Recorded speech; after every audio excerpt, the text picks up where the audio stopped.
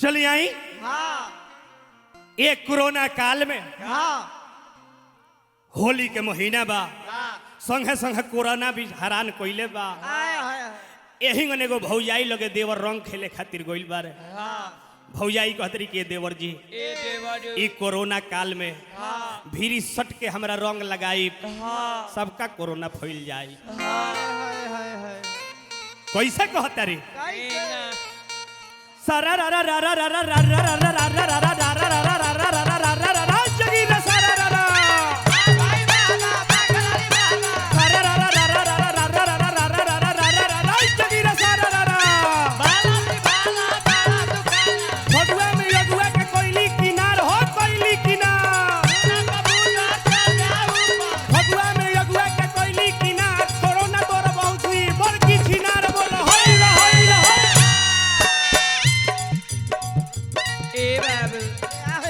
सब लोग कहता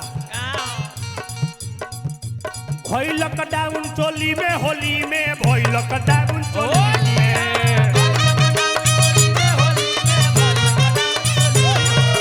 भई लॉकडाउन चोली में होली में भई लॉकडाउन चोली में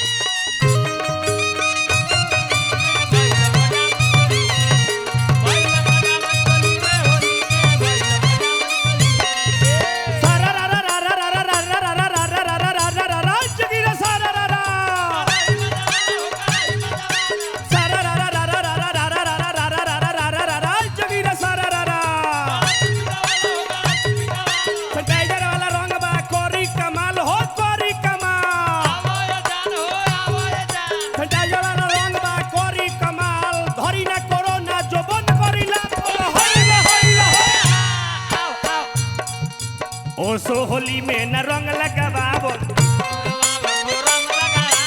ओसो होली में न रंग लगावो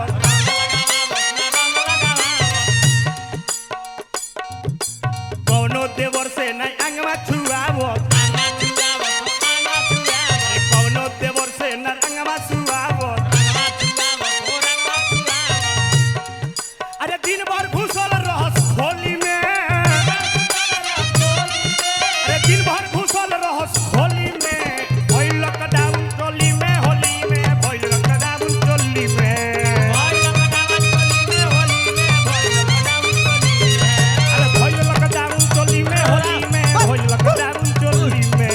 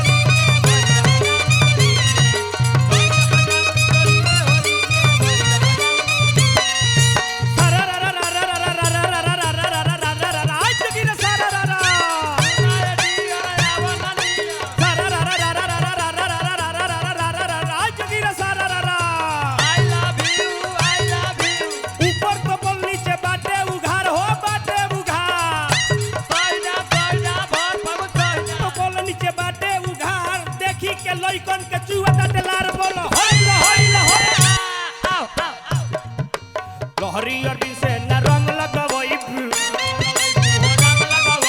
बीती फगुनमा त बड़ी पछतई